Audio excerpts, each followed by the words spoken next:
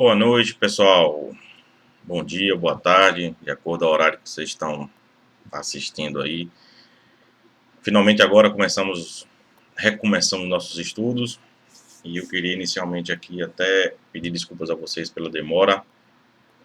Uma coisa aí que está obrigando todos nós a nos adaptar a essa nova realidade.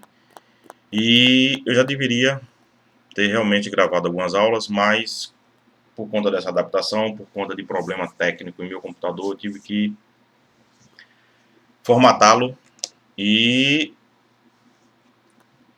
colocar num jeito para a gente transmitir para vocês aqui uma aula de maior qualidade, a nível de imagem mesmo. Estava com muito problema. E mais uma vez, queria me desculpar com vocês. A partir de agora vamos ter a oportunidade de gravar nossas aulas via aqui gravação de vídeo e espero que isso não se perdure por muito tempo. Afinal de contas, o contato em sala de aula é muito melhor, não é? Eu tinha dito a vocês, a gente tinha combinado que seguiríamos ou com o inquérito policial ou com o juiz das garantias, com essa novidade aí que foi introduzida no nosso ordenamento, no Código de Processo Penal especificamente, por meio da Lei 3.964 de 2019. E nós vamos levar a efeito ele depois de tratarmos do inquérito policial, porque acho que é interessante ter um pouquinho mais de maturidade jurídica, no caso aí, e me pareceu bem mais didático tratarmos inicialmente de inquérito policial, investigação preliminar, para depois a gente adentrar em juiz das garantias, que é um assunto bem interessante, que inclusive modificou bastante, impactou bastante no nosso Código de Processo Penal. Beleza, pessoal? A gente começa ali lá no artigo 4º do Código de Processo Penal, tratando de inquérito policial, para depois seguirmos, então, juiz das garantias, e, na sequência, adentramos em ação penal, ação civil ex delito e esgotamos nossa ementa. Pessoal, persecução penal, ela, de uma forma global, é dividida em fase preliminar, que é a fase de investigação que é levada a efeito quase sempre por meio do inquérito policial, mas existem outros meios de investigação, nós vamos tratar disso mais à frente também. Por exemplo, o procedimento investigatório criminal instaurado pelo Ministério Público, nós vamos falar sobre ele também. E nós temos também CPIs, por exemplo. Então, isso tudo para representar a primeira fase, a fase de investigação, a fase preliminar. E tem a persecução também por meio da via judicial, que é o processo penal propriamente dito. Esse processo aí, na segunda fase, digamos assim, onde se concretiza aí todas as garantias, digamos assim, legais e processuais penais e constitucionais, com bem mais ênfase do que na fase preliminar, do que na investigação. Ok? Então, dito isso, uma pequenina introdução para dizer o seguinte: com a ocorrência do crime, o Estado, através dos seus agentes policiais, tem que buscar desvendá-lo, tem que buscar aí a sua autoria, tem que buscar empreender algumas atividades que resolva essa questão e aí descubra quem é o verdadeiro autor do fato e quem eventualmente, algum coautor, bem como a materialidade delitiva. Percebam que existe aí um conjunto de atividades levadas adiante pelo Estado, levadas a efeito pelo Estado, objetivando a aplicação da norma penal. Consumou-se o crime, ou então, independentemente da consumação, houve uma prática delituosa, o Estado dá início à atividade investigativa para aí futuramente poder aplicar uma sanção penal. Então aí é que nós temos duas fases com isso: a fase preliminar, que é a investigação, e a fase judicial, que é a fase processual, no caso aqui processual penal. Adentrando aqui na fase preliminar, aí falando aqui de inquérito policial propriamente dito. Renato Brasileiro tem um conceitozinho bem simples, mas ao mesmo tempo completo, E eu vou ler aqui para vocês, porque acho bem interessante. E ele diz o seguinte: o inquérito policial deve ser compreendido como um procedimento administrativo inquisitório, preparatório, presidido pela autoridade policial, com o objetivo de identificar fontes de prova e colher elementos de informação quanto à autoria e à materialidade da infração, a fim de permitir que o titular da ação penal possa ingressar em juízo. Esse é o conceito dado por Renato Brasileiro. Ele tem uma doutrina muito boa. A alma aqui de minha aula realmente é mais a doutrina dele. E nesse conceito ele diz muito. E a gente vai especificar alguns pontos aqui referente a esse conceito dele. Eu vou até aqui, na verdade, mostrar a vocês a aula, ler um pouco da aula aqui, para vocês também ter a visualização e aí ficar melhor. Me permitam aqui buscar esse texto aqui, que a gente vai lendo aos poucos para interagir melhor. Alguns pontos, pessoal, que eu falei aqui do conceito. O primeiro deles é referente ao inquérito policial. Ele é um procedimento administrativo. A gente tem que lembrar o seguinte: procedimento administrativo, pessoal, não é procedimento judicial. Não tem natureza de processo. Não tem essa natureza. Então, assim, primeira lógica, não haverá imposição de sanção penal. Um procedimento administrativo que visa, aí eu vou falar isso várias vezes, buscar desvendar a autoria do crime e a sua materialidade. Então, é um procedimento administrativo. Nele não há imposição de pena. Primeiro ponto aqui que a gente pode extrair aí da leitura do conceito dado por Renato Brasileiro. Além disso, o inquérito policial é um procedimento inquisitório e preparatório. Por que ele é inquisitório? Há uma divergência, há uma discussão nisso, mas é um procedimento preparatório, inquisitório, perdão, porque não há o exercício aqui da ampla defesa ou do contraditório. Há uma mitigação nisso, na verdade. Parte da doutrina entende que há sim ampla defesa e contraditório, mas a grande maioria, inclusive a jurisprudência, caminha no sentido de que não há contraditório nem ampla defesa no inquérito policial, na investigação. Então, assim, é preparatório porque prepara, subsidia, ele embasa o oferecimento da denúncia. Então, a gente costuma dizer que lá na frente eu vou voltar a falar, que o promotor não precisa verdadeiramente do inquérito para oferecer denúncia. De fato, não precisa. O inquérito é dispensável, mas em 99% dos casos é ele que subsidia o oferecimento da denúncia. Então, está aí já a importância da investigação, a importância do papel desenvolvido pela polícia judiciária. Além disso, pessoal, o inquérito é um procedimento que deve ser presidido pela autoridade policial. Aqui tem uma discussãozinha.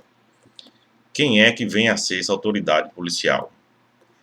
Aí a gente vai lá na Lei 12.830, me permitam aqui, e verifica que essa autoridade policial se refere ao delegado de polícia. Vejam o que é que diz esse artigo 2º da Lei 12.830, artigo 2º, parágrafo 1º. As funções de polícia judiciária e apuração de infrações penais exercidas pelo delegado de polícia são de natureza jurídica essenciais e exclusivas de Estado. Veja o parágrafo 1º aqui. Ao delegado de polícia, na qualidade de autoridade policial, cabe a condução da investigação criminal por meio de inquérito policial ou outro procedimento previsto em lei.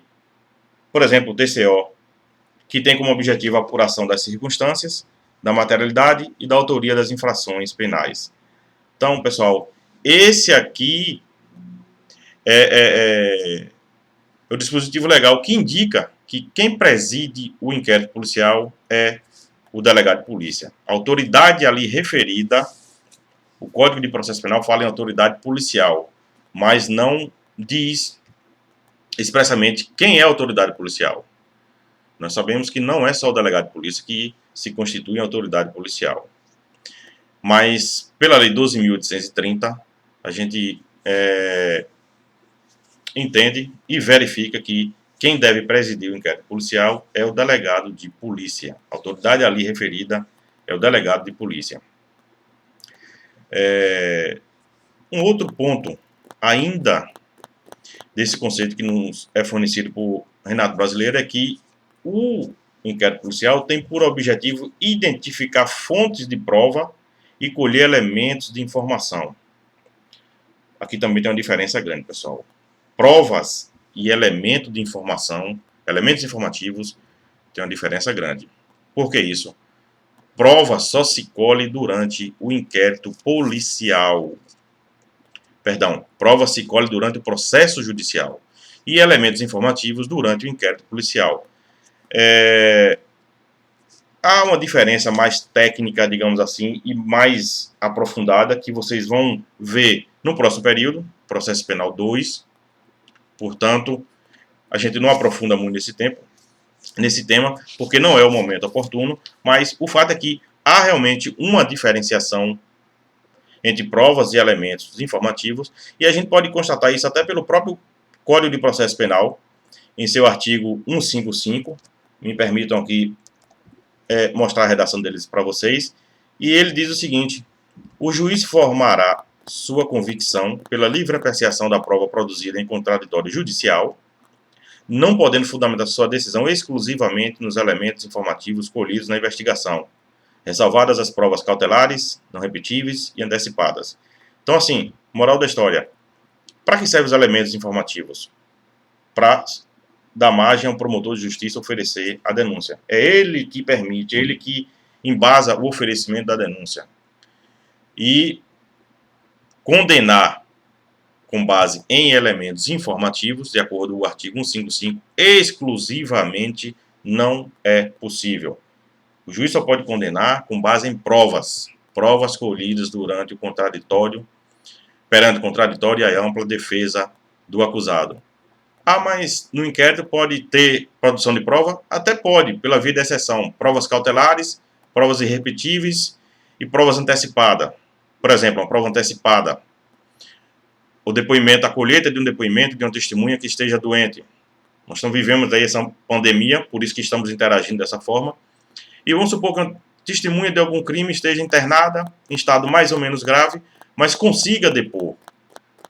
Pode-se produzir uma prova antecipada. Aí é prova, mas haverá nessa produção a obediência ao contraditório, a ampla defesa. O juiz obrigatoriamente tem que estar presente. Essa presença pode ser até física ou remota. Eu vou falar mais sobre ela à frente. Mas o fato é que durante o inquérito policial se colhe elementos informativos. E durante a fase processual se colhe provas. E o juiz não pode embasar sua condenação com base exclusivamente em elementos informativos. Ele pode até se servir dos elementos informativos, mas ele tem que conjugar esses elementos informativos com a prova produzida em processo sob o crivo do contraditório e da ampla defesa. Beleza? E ainda um quinto ponto, ainda extraindo daquele conceito nos dado por Renato Brasileiro. O inquérito policial tem por finalidade subsidiar a ação penal. De que forma subsidiar? De que forma ele subsidia? Fornecendo os elementos para o lastro, para ver o lastro probatório mínimo. Esse lastro probatório mínimo constitui, inclusive, uma condição da ação, que é a justa causa da ação penal. E ele nada mais é do que indícios de autoria e prova da materialidade. Então, pessoal, toda vez que ouvirem falar em lastro probatório mínimo, ele se constitui em indício de autoria e prova da materialidade. Isso é condição da ação, nós vamos estudar isso mais à frente, e vocês vão ver que sem isso, o processo que nasce de forma equivocada. Tá joia? Avançando aqui, qual é a função do inquérito policial? Quais são as funções? Eu até disse ali que objetiva é desvendar a autoria e a materialidade do crime, mas é um pouco diferente. Qual seria aqui a função do inquérito policial? Aí nós temos duas funções. Primeira função, a função preservadora e E uma segunda função, a função preparatória. Veja, função preparadora por quê? Porque a existência do inquérito policial evita a deflagração de uma ação penal temerária. Isso, pessoal, é muito sério, porque a deflagração temporária de uma temerária de uma ação penal é algo muito pesado, algo muito grave, porque, em verdade, o estigma do processo penal ainda é muito pesado mesmo. Então, o inquérito tem essa função de preservar o estado da pessoa, a condição da pessoa e inibir a instauração de uma ação penal temerária, de uma ação penal sem fundamento. E tem também a função preparatória. O que quer dizer função preparatória? Tem a função de preparar a futura ação penal, fornecendo os elementos suficientes para que o promotor possa oferecer a denúncia. Essa é uma função também do inquérito policial. Então, função de preservar e função preparatória, de preparar a futura ação penal. Tranquilo? E nesse passo aqui, qual é a natureza jurídica do inquérito policial? Eu até já mencionei aqui, na verdade, né? O inquérito policial é um procedimento administrativo persecutório de natureza inquisitiva. Inquisitiva porque, como se diz, e como se entende a maioria e a própria jurisprudência, não há aí exercício do contraditório e nem da ampla defesa. Então, a natureza jurídica do inquérito policial é essa. Procedimento administrativo, persecutório, ele faz parte da persecução penal, incluído aí na primeira fase da persecução, que é a investigação preliminar, e tem natureza inquisitiva. Procedimento preparatório inquisitivo. Essa é a função, a natureza jurídica do inquérito policial. Tanto é assim que, por possuir essa natureza, é que a jurisprudência entende, e boa parte da doutrina, boa parte aí, grande parte mesmo, no sentido de que os vícios do inquérito policial não contaminam a ação penal. Eventual vício praticado no inquérito policial não contamina a ação penal. Eventual irregularidade, eventual ilicitude não vai prejudicar o futuro da ação penal. Agora, isso não é absoluto. E, por exemplo, uma prova ilícita colhida no inquérito policial, a jurisprudência do STJ tem dito que aí sim pode prejudicar a ação penal. Aplicando aqui a teoria do fruto da árvore venenosa. Então, assim, mas via de regra, vícios e irregularidades do inquérito policial não contamina a ação penal. Não há prejuízo para o futuro processo penal a ser ajuizado aí por deflagração ou da denúncia ou da queixa-crime. Tá joia? Eu disse, vou repetir aqui, então, de uma forma mais detalhada, qual é a finalidade do inquérito policial. Finalidade primária, ou primeira, digamos assim, é desvendar a autoria delitiva e a materialidade do crime. Então, essa é a finalidade primária do inquérito policial. E uma finalidade secundária é exatamente embasar o promotor de justiça, embasar o Ministério Público, ou até mesmo o querelante, para deflagrar a ação penal. E dar elementos suficientes para que a pessoa vítima do crime entre com a ação penal privada ou o Ministério Público ingresse com a ação penal pública. Mais à frente a gente vai desvendar todas essas espécies de ação penal também.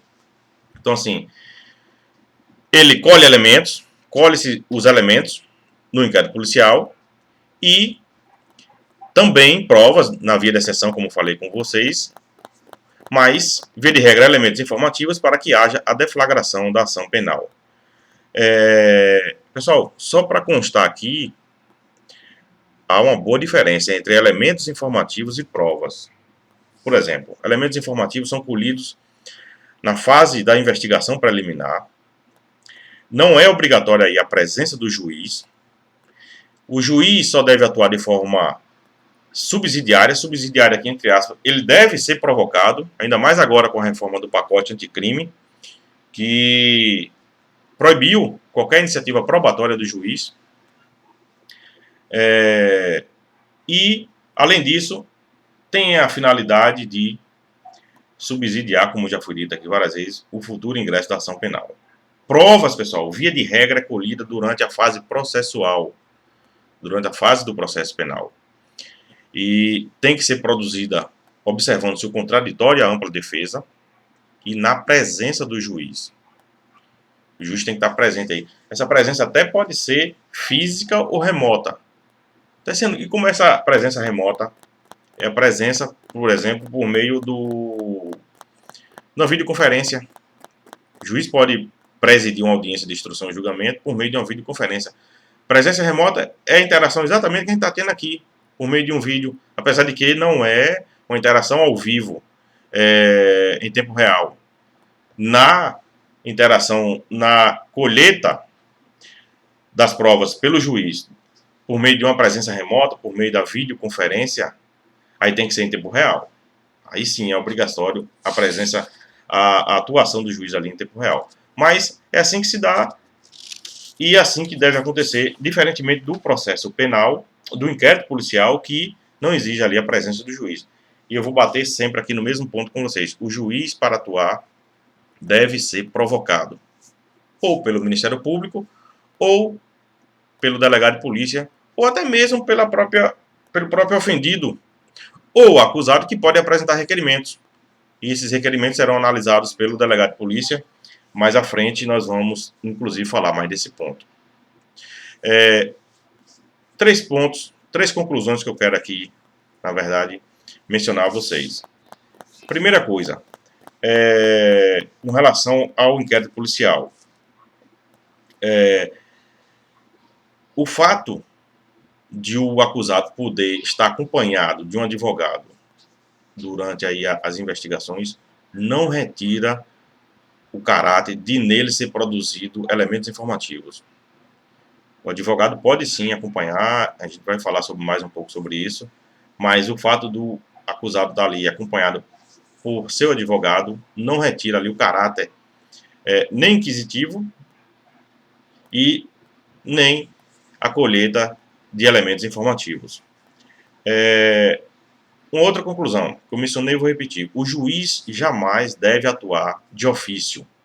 O juiz tem que ser provocado, principalmente depois da reforma aí empreendida pelo pacote anticrime, para que haja aí a sua atuação. O juiz tem que ser imparcial, o juiz tem que ser cumpridor, né, da própria norma legal, e para isso ele tem que realmente, no processo penal brasileiro, se manter de forma inerte, porque o pacote anticrime promoveu uma mudança nesse sentido e sem provocação não se dá ao juiz o direito de agir de ofício, ou a possibilidade de agir. E uma outra conclusão que eu já falei também, vou repetir: o juiz não pode embasar a sua decisão única e exclusivamente com base em elementos informativos. Ele tem que agregar isso às provas colhidas sobre o crivo do contraditório e da ampla defesa. Tá joia? Pessoal, avançando, a atribuição para presidir o inquérito policial. Eu disse aqui, está previsto na Lei 12.830. Ela é destinada ao delegado de polícia. Está lá no artigo 2º da Lei 12.830, como eu mostrei a vocês. É ele que faz valer a função da polícia judiciária. Polícia judiciária é que investiga os crimes, auxiliando aí o Poder Judiciário na apuração das condutas criminosas. Existe aí, na verdade, também a diferenciação de polícia administrativa, polícia judiciária e polícia investigativa. Tem doutrina que faz essas diferenciações, porque a polícia administrativa, por exemplo, é aquela que tem caráter ostensivo, aquela que visa prevenir a prática da infração penal, que é o caso da polícia militar. A polícia investigativa é aquela que investiga os crimes, e a judiciária é aquela que auxilia o Poder Judiciário cumprindo as suas ordens. Então, tem doutrina que faz essa diferenciação. A gente costuma dizer que a polícia judiciária é a polícia civil, que investiga, apura a materialidade delitiva e indícios de autoria. Essa é a chamada polícia judiciária. Tá joia? Repetindo, atribuição, presidência do inquérito policial compete ao delegado de polícia.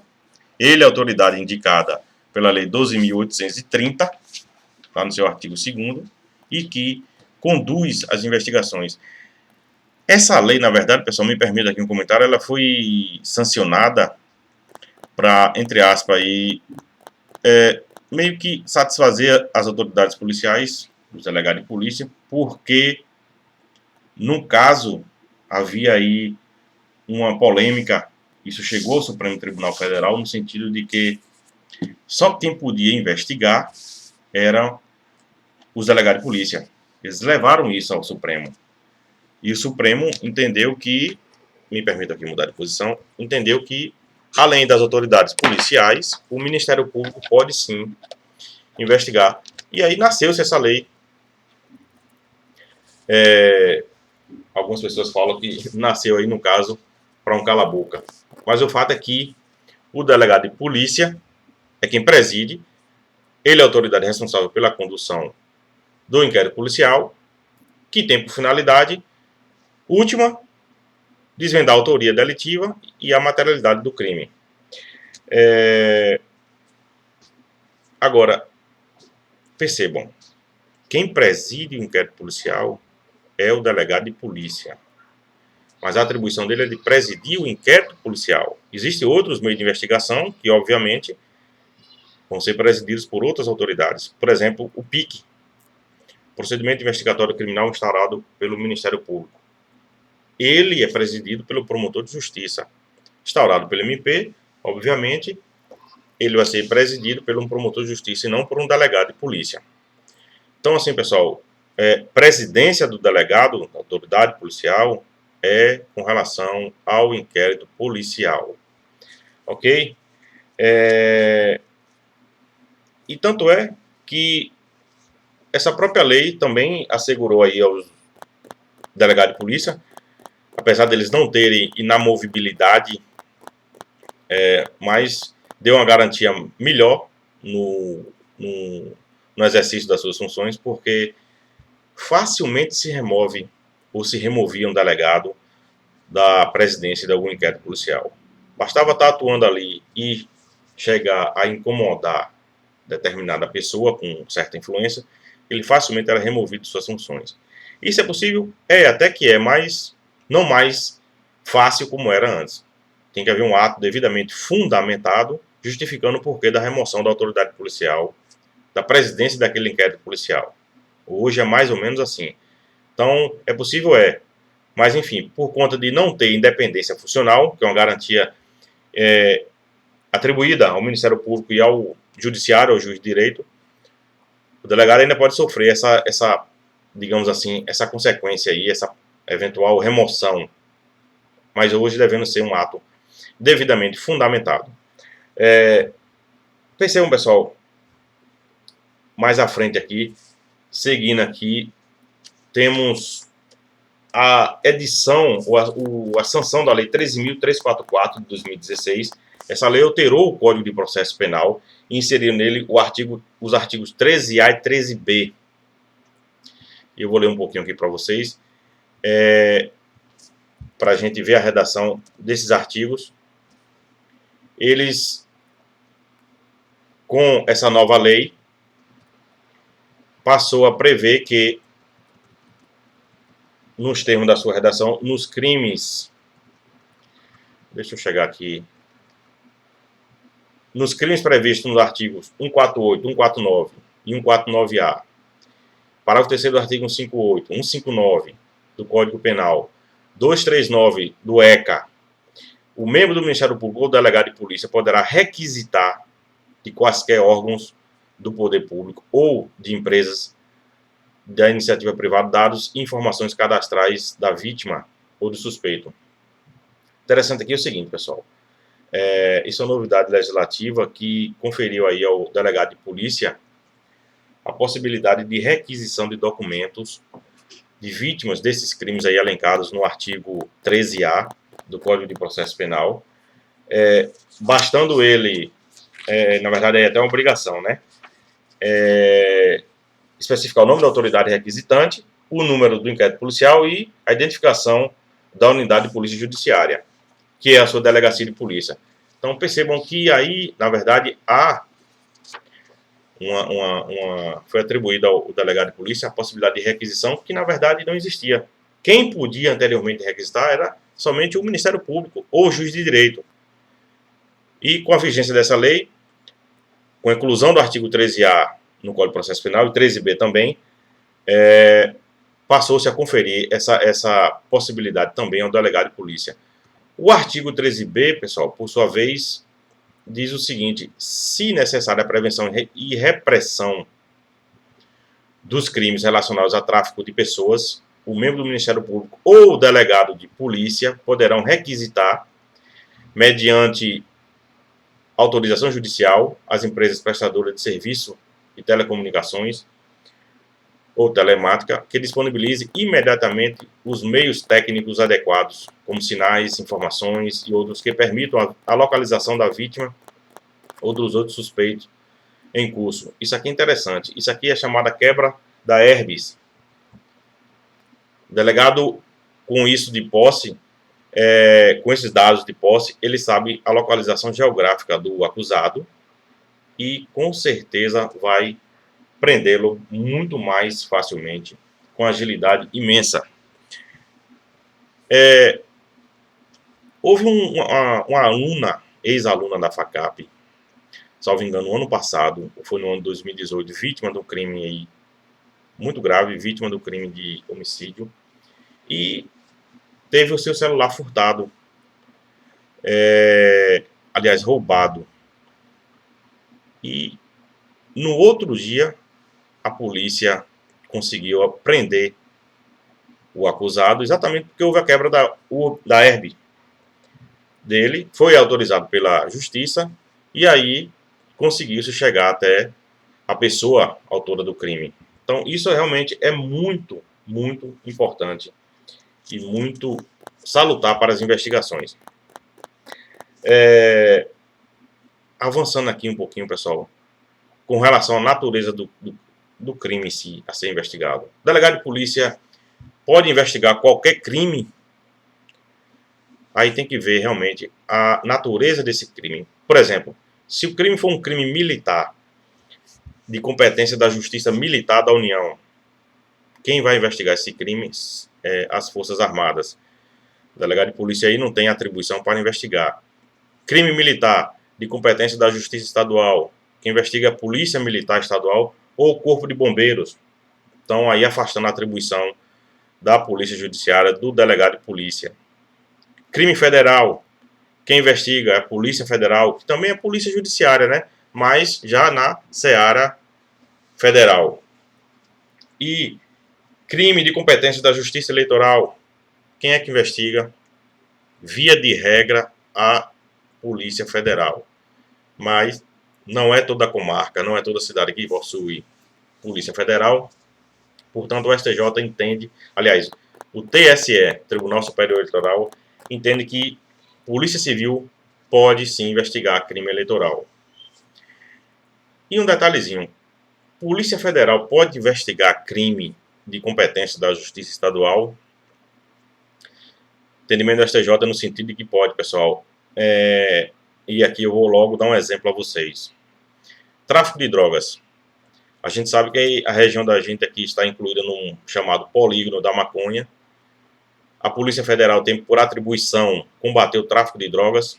Está lá no artigo 144 da Constituição Federal. E ela pode sim investigar o crime. O tráfico, particularmente, só é de competência da Justiça Federal se houver a transnacionalidade da conduta, ou seja, se for tráfico internacional. E sendo tráfico doméstico, tráfico de drogas doméstico, mesmo investigado pela Polícia Federal, ele é de competência da Justiça Estadual e vai ser processado e julgado pela Justiça Estadual. Então, assim, a Polícia Federal pode investigar crime de competência da estadual? Pode sim. Está respaldado, está sedimentado, inclusive, na jurisprudência do STJ. Ok? avançando aqui, vamos partir aqui para as características que possui o inquérito policial. São algumas características aqui que eu quero mencionar com vocês. Dentre elas, o procedimento deve ser escrito. O procedimento do inquérito policial deve ser escrito. Isso está lá no artigo 9º do Código de Processo Penal. Além de ser escrito, ele é um procedimento dispensável. É dispensável porque o promotor não precisa exatamente dele para oferecer a denúncia. A gente vai falar sobre ela detalhadamente. Além de dispensável, é um procedimento que deve ser sigiloso. Está lá no artigo 20 do Código de Processo Penal. Além de sigiloso, inquisitorial. Inquisitorial porque, como a gente já falou, não permite o contraditório da ampla defesa e nem o exercício do contraditório. Não permite o exercício do contraditório e nem da ampla defesa.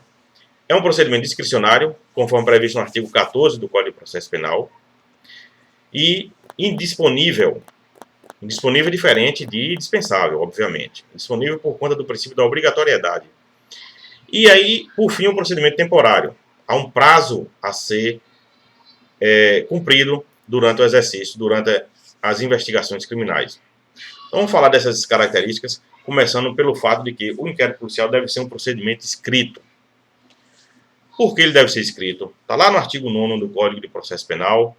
Eu vou voltar ele aqui com vocês para a gente fazer a leitura e compreender melhor o que diz esse artigo 9º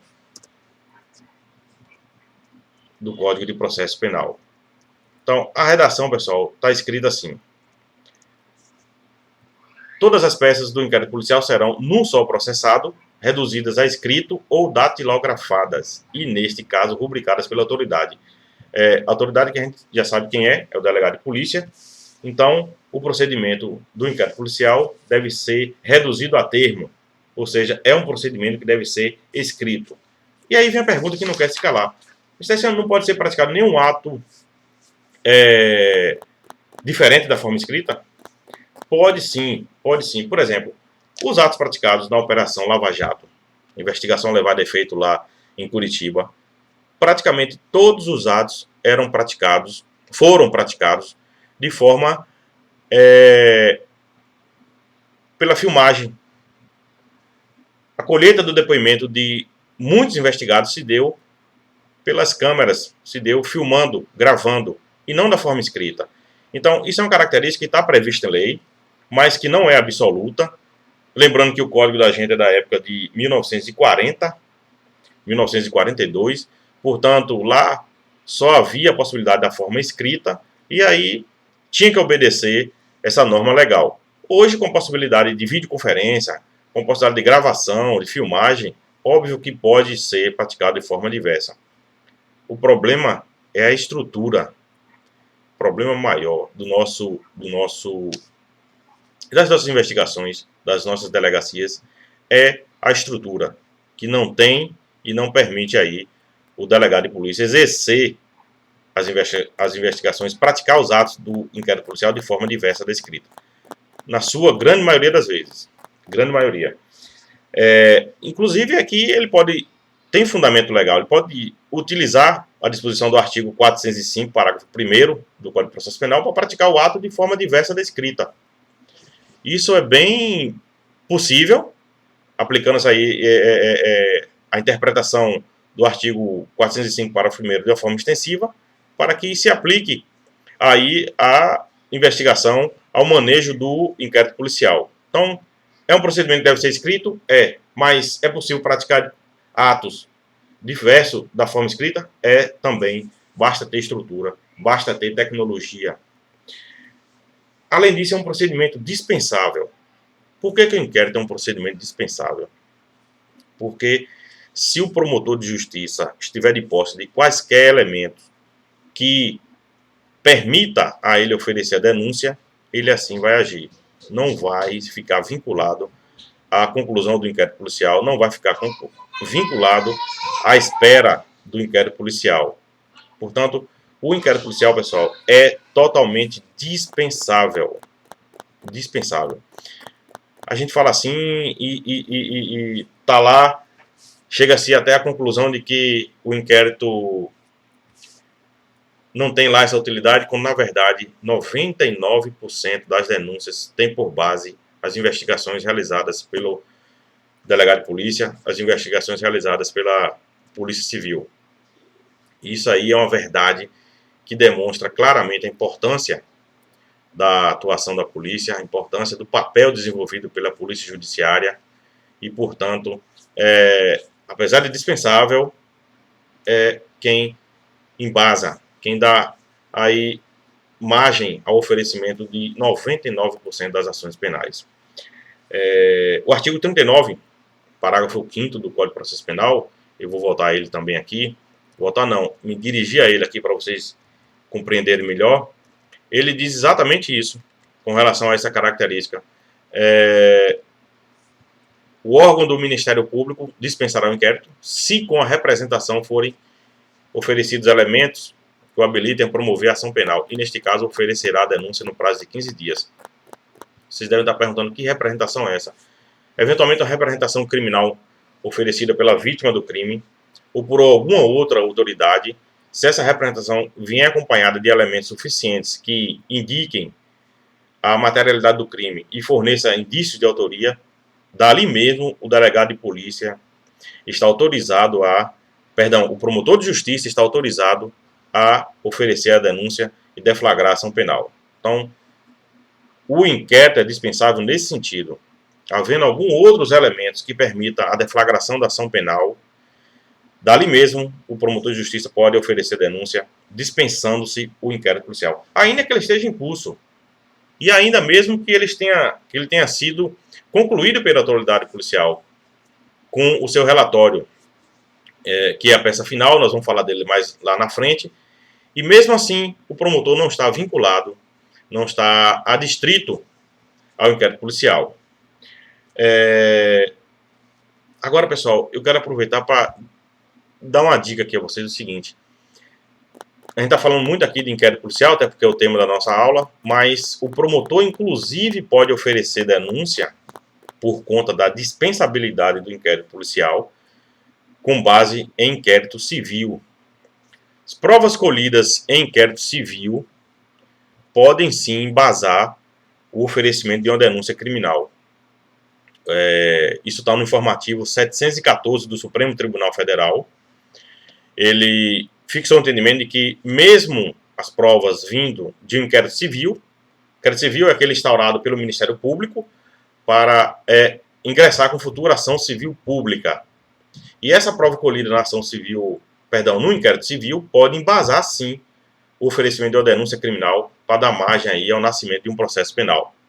Entendimento fixado pelo Supremo Tribunal Federal, está lá no informativo 714, eu recomendo a leitura, e é bastante interessante porque demonstra aí, de certa forma, que o promotor tem uma atuação bastante livre aí, né, desimpedida, desvinculada do próprio inquérito policial. Apesar de que, repito, é muito, muito grande a importância do inquérito policial. Uma outra característica dele é o fato de ser sigiloso. O artigo 20 diz isso do Código de Processo Penal. Eu vou aqui voltar para a leitura da lei, para fazer com vocês e mostrar que, nos termos do artigo 20, a autoridade policial assegurará no inquérito o sigilo necessário à elucidação do fato ou exigido pelo interesse da sociedade.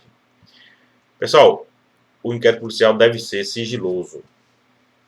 E aí a gente tem aqui algumas discussões a fazer. Porque, por exemplo, no artigo 93, inciso 9 da Constituição, lá está previsto que deve-se obedecer ao princípio da publicidade. E como assim publicidade, se o inquérito deve ser sigiloso? Como é que deve ocorrer esse sigilo? Percebam que a lei fala que o sigilo deve acontecer para ser eficaz a investigação. E tem uma lógica isso mesmo. O inquérito policial tem que ser sigiloso mesmo, via de regra tem que ser sigiloso. Porque se for dar publicidade, que eficácia terá a investigação? Vai cair por terra todo o trabalho do Estado, toda a atuação estatal, por meio da polícia judiciária, por meio da polícia investigativa, e vai se tornar inútil. Então, assim, via de regra, o inquérito tem que ser realmente sigiloso. Agora, há uma mitigação? Há. E aí haverá publicidade. Por exemplo, o próprio retrato falado do acusado já é publicidade. Então, quando se faz um retrato falado, acaba se dando publicidade aí a quem está sendo investigado. Portanto, acaba sendo aí uma mitigação dessa característica do inquérito policial de dever ser sigiloso. E além disso, tem um outro aspecto. O acesso do advogado ao inquérito policial quebra esse sigilo? O direito de acesso do advogado quebra esse sigilo? E esse direito está consagrado lá no Estatuto da OAB, artigo 7º, salvo engano.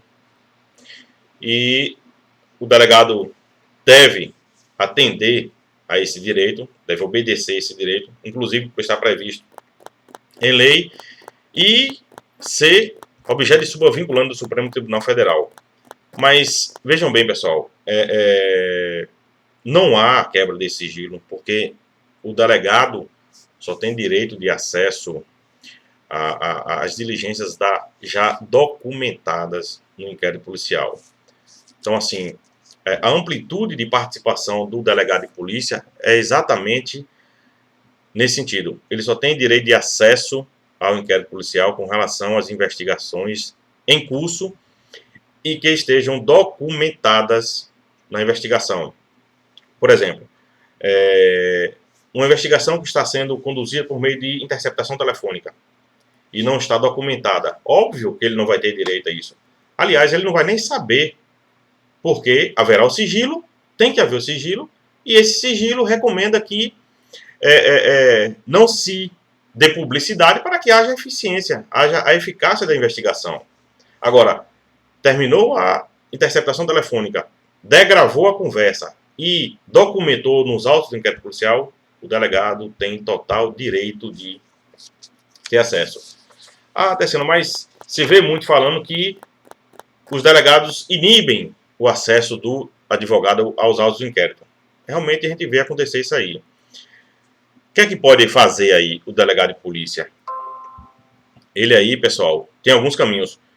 Pode até mesmo apresentar uma reclamação constitucional no Supremo Tribunal Federal, por conta da súmula vinculante 14, que prevê esse direito.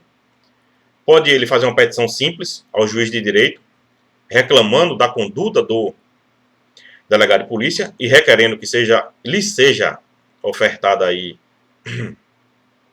o acesso aos autos do inquérito policial, e também pode impetrar o mandado de segurança.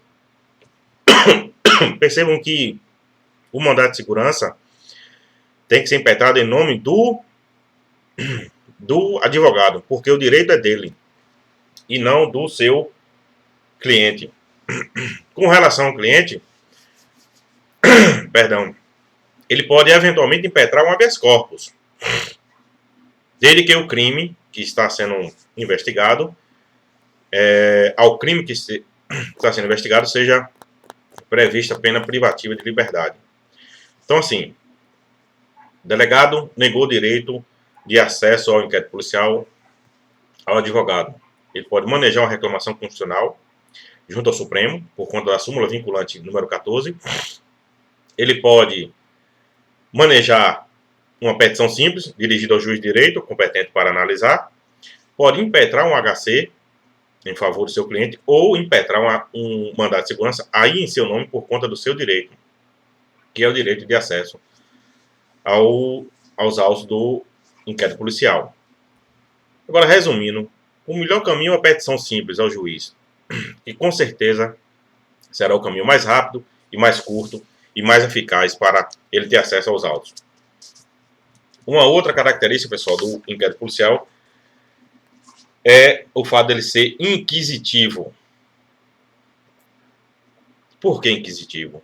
Porque não se há exercício do contraditório e da ampla defesa durante o inquérito policial. Já falei aqui várias vezes, vou detalhar mais aqui,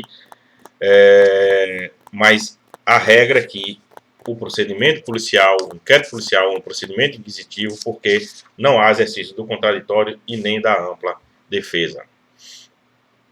Veja bem, a Lei 13.245 de 2016 assegurou, como eu já disse atrás aqui, a assistência do advogado ao acusado durante a tramitação do inquérito policial. E a indagação há ou não aí o exercício do contraditório e da ampla defesa? Nesse caso aqui, depois da sanção dessa lei, surgiram duas correntes. A primeira delas entendendo que não há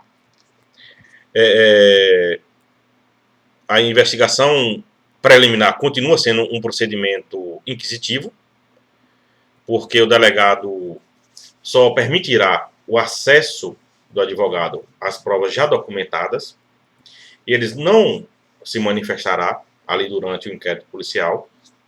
E uma segunda corrente entendendo que há sim o exercício da ampla defesa durante as investigações com a participação do advogado. Essa segunda corrente fundamenta a sua decisão no artigo 5º, inciso 55 da Constituição, e eu vou mostrar aqui a vocês esse inciso, para dizer que, por conta dessa previsão, no artigo 5º, inciso 55, há o exercício aí do contraditório e da ampla defesa também no inquérito policial. Esse inciso diz: aos litigantes em processo judicial ou administrativo e os acusados em geral são assegurados o contraditório e a ampla defesa com os meios e recursos a ela inerentes.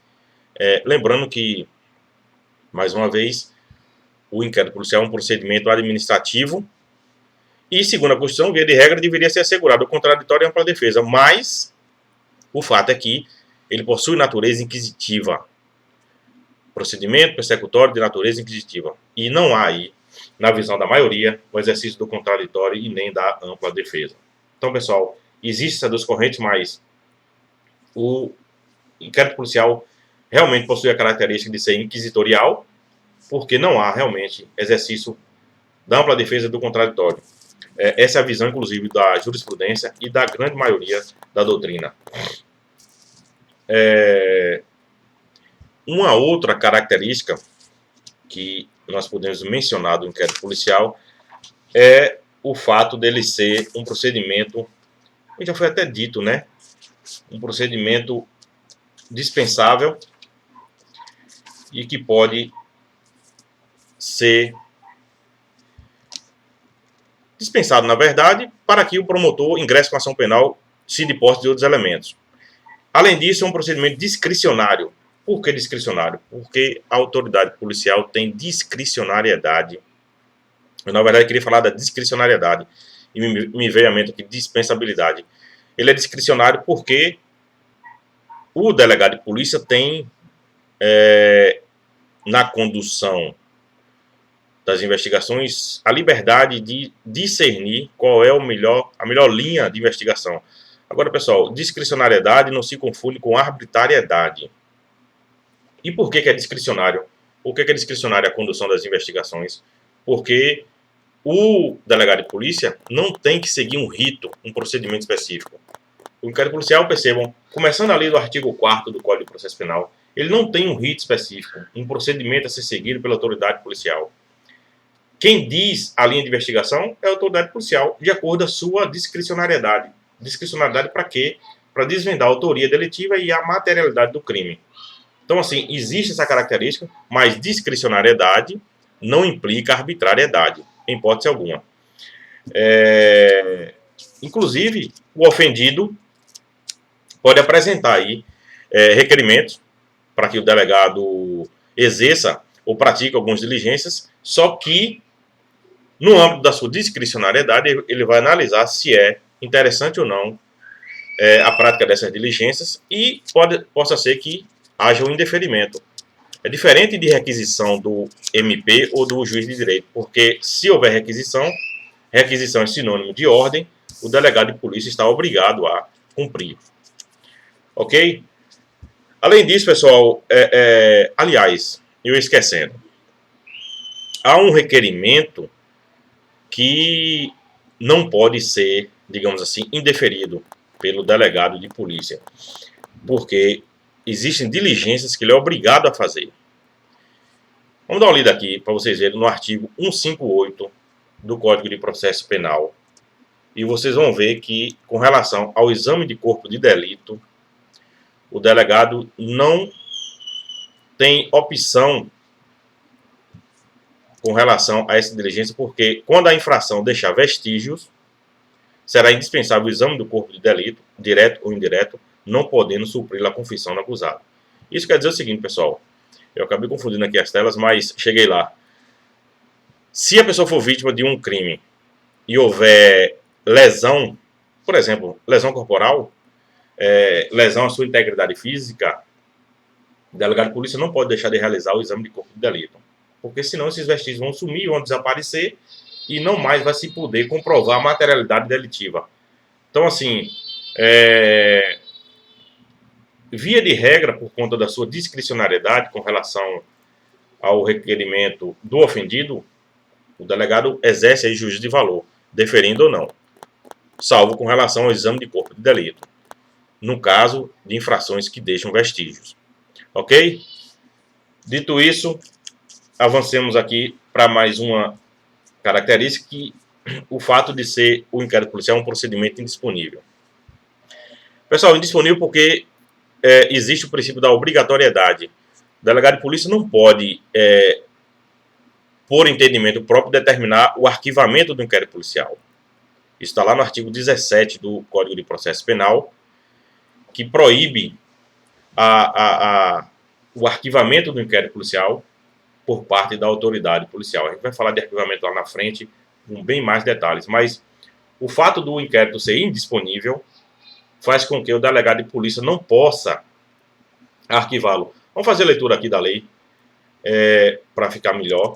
É um artigo bem simples e ele diz o seguinte, artigo 17, a autoridade policial não poderá mandar arquivar o inquérito policial. Vou sublinhar aqui para ficar melhor. A autoridade policial não poderá mandar arquivar os autos do inquérito policial. Então, assim, isso por conta da sua indisponibilidade. Indisponibilidade que está ligada ao princípio da obrigatoriedade com relação a crimes de ação penal pública incondicionada ou condicionada. O delegado está obrigado a agir, portanto, é indisponível, ele não pode determinar o arquivamento do inquérito policial. Para fecharmos aqui, pessoal, as características do inquérito policial, temos que ele é um procedimento temporário. Por que temporário? Porque há um prazo a ser cumprido, há um prazo a ser obedecido. Sendo qual o prazo? Está lá no artigo 10 do Código de Processo Penal. Algumas leis prevêem prazos específicos. No caso aqui da regra geral do Código de Processo Penal, nós voltamos aqui a ele. O artigo 10 estabelece que, no caso do acusado preso, o prazo de conclusão do inquérito policial será de 10 dias e solto de 30 dias. Essa é a regra geral, pessoal, que está aqui no artigo 10 do Código de Processo Penal. Artigo 10, que eu não estou conseguindo aqui sublinhar, mas vocês façam a leitura. Eu não vou me ater muito aqui ao prazo exatamente agora, porque nós vamos voltar a falar especificamente disso, começando inclusive na próxima aula com relação a prazos do inquérito policial. Mas, via de regra, 30 dias se o acusado estiver solto, 10 dias se ele estiver preso. Ok? Essa primeira aula nós terminamos por aqui. Ficou um pouquinho além até do que eu imaginei, mas espero suprir aqui a partir de agora a nossa necessidade, dos nossos encontros. E a segunda aula eu reinicio tratando aqui de prazos do inquérito policial. Tá joia, pessoal? Grande abraço. A gente volta aqui na segunda aula.